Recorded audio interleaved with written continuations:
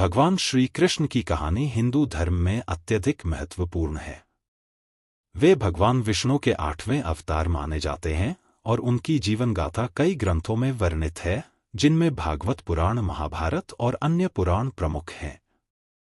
श्री कृष्ण का जीवन प्रेम, धर्म, नीति और भक्ति का प्रतीक है। यहाँ श्री कृष्ण के जीवन की प्रमुख घटनाओं का संक्षिप्त वर्णन है। कृष्ण का जन्म। कृष्ण का जन्म मथुरा के राजा कंस के कारागार में हुआ था। कंस उनकी माता देवकी का भाई था। देवकी और वसुदेव की 8वीं संतान के रूप में कृष्ण ने जन्म लिया। कंस को भविष्यवाणी मिली थी कि देवकी का 8वां पुत्र उसे मारेगा, इसलिए उसने देवकी और वसुदेव को कारागार में डाल दिया और उनकी संतानों को मार डाला। जब कृष्ण का जन्म हुआ, तब दिव्य चमत्कारों के कारण वसुदेव उन्हें यमुना नदी पार कर गोकुल में नंद बाबा और यशोदा के पास छोड़ आए। गोकुल और वृंदावन का जीवन। कृष्ण ने अपना बाल्यकाल गोकुल और वृंदावन में बिताया। वह अपने मित्रों और गोपियों के साथ खेलते और रासलीला करते थे। उन्होंने बचपन में ही कई अद्भुत लीलाएं की, जिनमें पूतना नामक राक्षसी का वध, कालिया नाग को वश में करना और गोवर्धन पर्वत को अपनी छोटी उंगली पर उठाकर गोकुलवासियों की रक्षा करना प्रमुख है। कृष्ण ने अपनी माता यशोदा को अपने मुख में पूरा ब्रह्मांड दिखाया, जिससे यशोदा को उनकी दिव्यता का अनुभव हुआ। कंस का वध। जब कृष्ण बड़े हुए तो उन्हें कंस ने मथुरा बुलाया ताकि उन्हें मार सके। लेकिन कृष्ण ने मल्लयुद्ध में कंस के प्रमुख योद्धाओं चाणूर और मुष्टिक को हराया और अंततः कंस का वध किया, जिससे मथुरा को कंस के आतंक से मुक्ति मिली। द्वारका की स्थापना।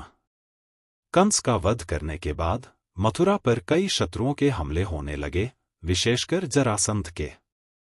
मथुरा की सुरक्षा के लिए कृष्ण ने समुद्र के पास द्वारका नगरी का निर्माण किया और यादवों को वहां बसाया।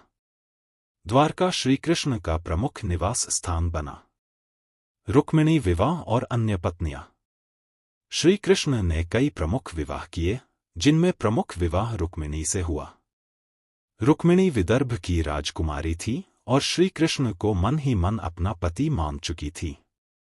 उनके भाई रुक्मी ने रुक्मिणी का विवाह शिशुपाल से तय किया था, लेकिन रुक्मिणी ने श्री कृष्ण को संदेश भेजा और श्री कृष्ण ने उन्हें हरण कर उनसे विवाह किया।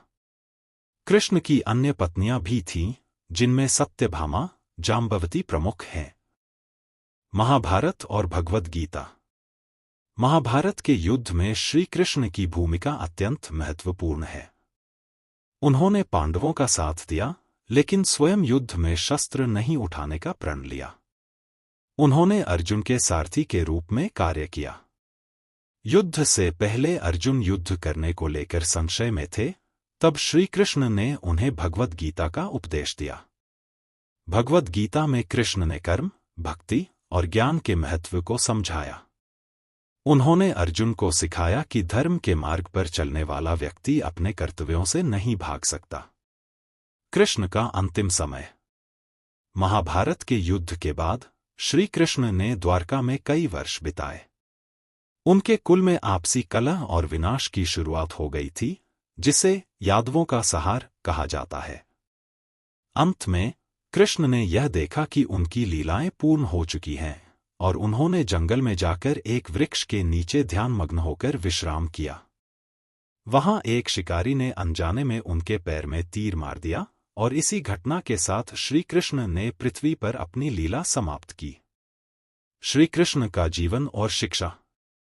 श्री कृष्ण के जीवन का हर पहलू मानवता को किसी न किसी रूप में प्रेरित करता है।